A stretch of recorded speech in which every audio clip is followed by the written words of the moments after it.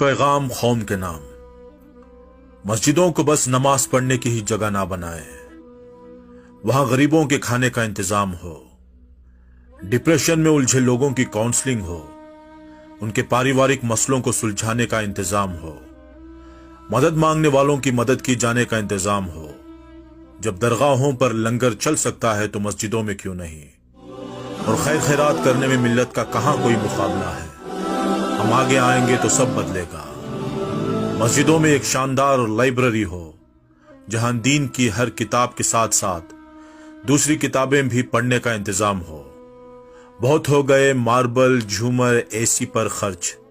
अब उन्हें बंद करके कुछ ऐसी जगह लगाना है जहां पैसा सही लगे। समाज या कौम के पढ़े लिखे लोगों का इस्तेमाल करें। डॉक्टरों से फ्री इलाज के लिए कहें। मस्जिद में ही कहीं कोई जगह देकर वकील